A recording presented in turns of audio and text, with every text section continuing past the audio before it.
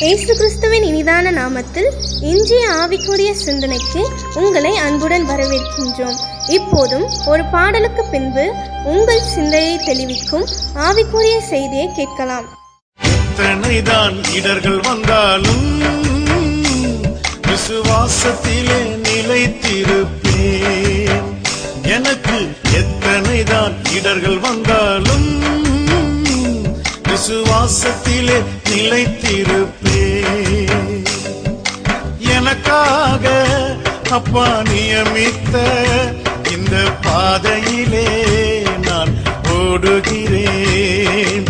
எனக்காக அப்பா நியமித்த இந்த பாதையிலே நான் ஓடுகிறேன். அல்லேலூயா, அல்லேலூயா, அல்லேலூயா, அல்லேலூயா, அல்லேலூயா, அல்லேலூயா, அல்லேலூயா. பரம அழைப்பின் பந்தய பொருளுக்கா நான் லக்கை நோக்கி ஓடுகிறேன். பரம அழைப்பின் பந்தய பொருளுக்கா நான் லக்கை நோக்கி ஓடுகிறேன்.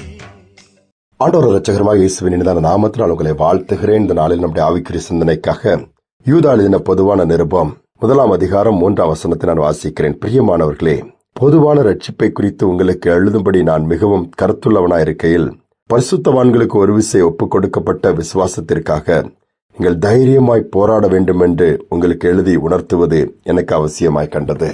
பரிசுத்தவான்களுக்கு ஒரு விசை ஒப்புக் கொடுக்கப்பட்ட விசுவாசத்திற்காக நீங்கள் தைரியமாய் போராட வேண்டுமா? எவ்வளவு காரியங்களுக்காய் போராடுகிற கூட்டத்தை பார்க்க முடிகிறது. அரசாங்கத்திற்காக, பதவி உயர்வுக்காக, இன்னும் பல காரியங்களை சொல்லிக்கொண்டே போகலாம். ஒவ்வொரு காரியங்களுக்கும் போராடி போராடி போராடி தான் இதை பெற்றுக்கொள்கிறேன் என்று சொல்லி, வாழ்க்கையே போராட்டம் என்று சொல்லி புலம்புகிற கூட்டத்தை நாம் பார்த்து கொண்டுதான் இருக்கிறோம். நம்முடைய போராட்டத்தை எப்படிப்பட்டது பார்க்கும்போது, நம்முடைய விசுவாசத்திற்காக, விசுவாசத்தின் அளவு குறையும் பொழுது, விசுவாச வார்த்தைகள் குறையும் பொழுது, விசுவாச பார்வை குறையும் பொழுது நாம் மீண்டும் அதை பெற்றுக்கொள்ளும்படியாய் போராட வேண்டும்.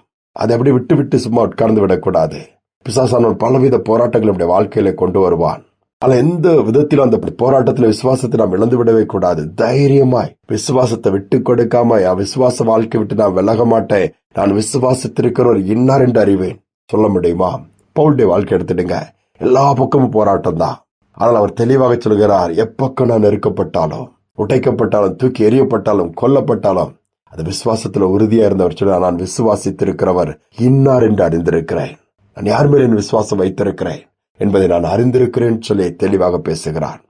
வாழ்க்கை சற்று யோசித்து பார்ப்போமா? 25 ஆண்டுகளாய் ஒரு போதகர் ஊழியம் செய்கிறார். நல்ல ஒரு திருச்சபையை கர்த்தர் கொடுத்திருக்கிறார். திரளான ஆத்துமாக்கள், ஏராளமான ஜனங்கள் வந்து ஆண்டவரை ஆராதித்து மகிமைப்படுத்தி நல்ல முறையில் ஆண்டவர் அதை நடத்தி கொடுக்கும் பாக்கியத்தை கொடுத்து போய்கொண்டிருந்த காலம், திடீரென்று அந்த போதகர் வியாதிப்பட்டு படுக்கை ஆகிறார். ஒரு சோர்வு அவரை பிடித்து விட்டது. மறுபக்கம் விசுவாச போராட்டம்.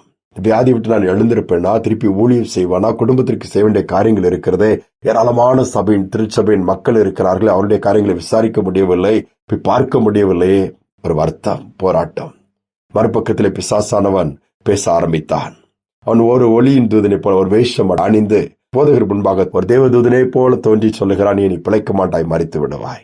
இது இன்னும் அவருக்குள்ளே சோர்வை கொண்டு வந்து மரணத்தை நோக்கி பயணம் ஆரம்பித்து விட்டது. சபை மக்களுக்கெல்லாம் ஒரே துக்கம். போதகர் இப்படி போராடி கொண்டிருக்கிறார், நிலைமை இப்படி ஆகிவிட்டது என்று சொல்ல. ஆனால் இவருக்கு ஒரு பெரிய பிரச்சனை என்று சொன்னால், இத்தனை ஆண்டுகள் ஊழியம் செய்தும் அந்த முன்பாக வந்து சொன்னது கர்த்தருடைய தூதனா அல்லது பிசாசின் மூலமாக சொல்லப்பட்ட வார்த்தையாண்டு கண்டுபிடிக்க முடியவில்லை. சூழல் சோர்ந்து இருக்கும் பொழுது திருச்சபையாரில் ஒரு சிறு கூட்டம் ஜெபிக்க ஆரம்பித்ததாம். ஆண்டவரே, எங்கள் போதகரை நீர் திரும்பவும் உயிர்ப்பிக்க மாட்டீரா, அந்த வியாதியிலிருந்து விடுவிக்க மாட்டீர் சொல்லும்போது ஆண்டவர் அந்த திருச்சபையில் உள்ள சிறு ஜெபிக்கிற கூட்டத்துக்கு ஆண்டவர் காரியங்களை தீர்க்க தரிசனமாய் பேசுகிறார்.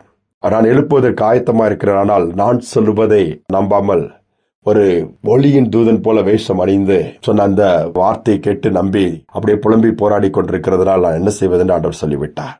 அந்த ஜெபிக்கிற கூட்டம் உடனே வெளிப்படைந்து அந்த போதகரோடு பேசி, ஐயா, நீங்கள் சாக மாட்டீர்கள், இந்த வியாதி மரணத்தை கொண்டு வராது, இதை விட்டு நீங்கள் வெளிவர முடியும், நீங்கள் அதை நம்புங்கள், கர்த்தர் மேல் விசுவாசத்தை வையுங்கள், நாங்களும் ஜெபிக்கிறேன் அந்த இடத்துல ஜெபிக்க ஆரம்பித்தார்களாம். நடந்தது என்ன? அந்த விசுவாசம் திரும்பி அவருக்குள் வந்தது, நம்பிக்கை அவருக்குள் வந்தது. சூழ்நிலைகள் மாறினது. மரணத்துக்கு நேராய் போனவர் ஜீவனுக்கு நேராய் பிரயாணம் பண்ண ஆரம்பித்தார். சிந்தையில் ஒரு பெரிய ஒரு விடுதலை. அந்த விசுவாசத்தை இழந்து போனதை திரும்ப பெற்றுக்கொண்டு எல்லா ஏமாற்றுகிற வஞ்சிக்கிற சத்துருவின் கிரிகளை கட்டிந்து அப்புறப்படுத்தி ஜெயத்தை எடுத்துக்கொண்டார். திரும்பவும் தன்னுடைய ஊழியத்தை தொடர முடிந்ததா? அநேக நேரம் மற்றவர்கள் சொல்கிற வார்த்தை நம்மை உடைக்கிறது. விசுவாசத்தை இழக்கிறோம். பிசாசான கொண்டு வருகிற கெட்ட சொப்பனங்கள், கெட்ட காரியங்கள், ஒருவேளை ஆண்டவர் பேசுறது போல பேசுகிற காரியங்கள் கூட அதற்கு இடம் கொடுக்க வேண்டாம். மாறாக கர்த்தருடைய வார்த்தையின் மேல் நம்பிக்கை வைப்போம். அவருடைய பிரசன்னத்தை அனுபவிக்க நம்மை அர்ப்பணிப்போம். ஆவியிலே வளருவோம். விசுவாசமும் பெருகும். நாம் இழந்து விட மாட்டோம். போராட்டங்கள் வரும் பொழுது விசுவாசத்தினால் அந்த போராட்டத்தையும் நான் ஜெயிப்போம். ஜெபிப்போமா? எங்கள் அன்பின் தகப்பனே, இந்த நல்ல நாளுக்காக தருணத்திற்காக நன்றி செலுத்துகிறோம் அப்பா. இவ்வளவு போராட்டம் நிறைந்த நாட்களிலும் கூட நாங்கள் விசுவாசத்தினால் அந்த போராட்டத்தை ஜெயிக்கத்தக்கதாய், நல்ல போராட்டத்தை போராடத்தக்கதாய், உம்முடைய பலத்தினால் எல்லாவற்றையும் மேற்கொண்டு ஜெயம் பெறுகிறவர்களாய் மாற்றிக் கொடுக்கும் நாங்கள் ஜெபிக்கிறோம்.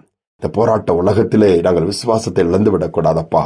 எங்களுக்கு ஒப்புக் கொடுக்கப்பட்ட விசுவாசத்தை நாங்கள் காத்துக்கொள்ள வேண்டும். அதிலே வளர வேண்டும் என்று சொல்லி நாங்கள் விரும்புகிறோம்.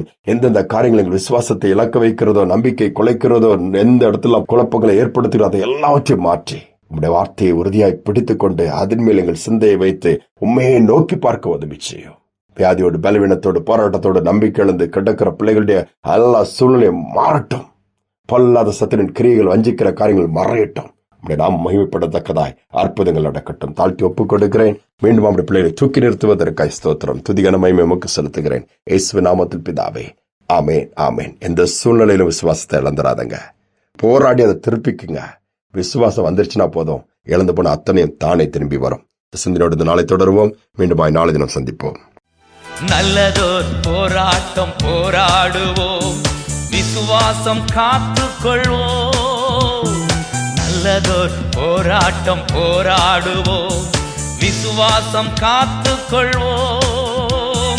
நீதியின் கிரீடம் நமக்கு உண்டு, நேசர் வருகையில் தந்திடுவார். நேசர் வருகையில் தந்திடுவார். கலங்கிடவே வேண்டாம், கலங்கிடவே வேண்டாம். இயேசு கைவிட மாட்டார், இயேசு கைவிட மாட்டார். எங்கள் துக்கம் சந்தோஷமாய் மாறும், எங்கள் கவலைகள் கண்ணீர் எல்லாம் மறைந்துவிடும். எங்கள் துக்கம் சந்தோஷமாய் மாறும், எங்கள் கவலைகள் கண்ணீர் எல்லாம் மறைந்துவிடும். கலங்கிடவே மாட்டோம், கலங்கிடவே மாட்டோம், கலங்கிடவே மாட்டோம், நாங்கள் கலங்கிடவே